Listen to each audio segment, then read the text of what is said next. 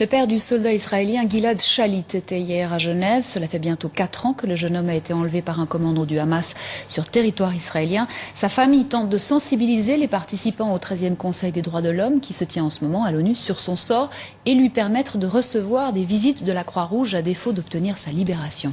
Yves Maga et Didier Charton. C'est la dernière preuve de l'existence de Gilad Shalit. Cette vidéo est diffusée en septembre 2009 par le Hamas, qui le détient dans un lieu secret à Gaza depuis près de 4 ans. Hier, ses parents étaient à l'ONU à Genève. Ils font campagne pour la libération de leur fils ou au moins son droit à des visites par le CICR. Ils réclament que Gilad Shalit, enlevé en territoire israélien à l'âge de 19 ans pendant son service militaire, soit reconnu comme prisonnier de guerre par le Hamas. Son père a pris la parole devant le Conseil des droits de l'homme dans le cadre de l'organisation juive Viso. Personne ne connaît son état de santé. Personne ne sait où il est détenu. On lui refuse la lumière du jour et les droits de l'homme les plus élémentaires.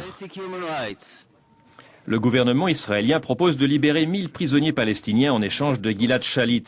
Mais il refuse d'inclure Marwan Barghouti, une figure historique de l'opposition palestinienne, condamnée à la prison à vie pour sa participation à l'organisation d'attentats. Pourtant, les parents de Gilad Shalit ne perdent pas espoir.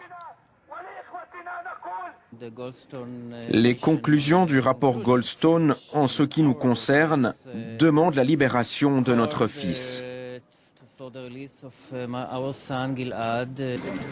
Après son intervention, le père de Gilad Shalit a rencontré la délégation palestinienne à l'ONU.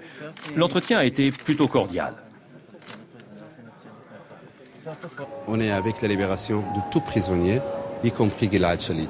Si le père de Gilad Shalit est concerné par son fils, nous sommes aussi concernés par des milliers et des milliers de prisonniers palestiniens. Ce qui complique les choses, c'est que le Hamas, qui détient le soldat Shalit, est à couteau tiré avec l'autorité palestinienne de Mahmoud Abbas et ses représentants.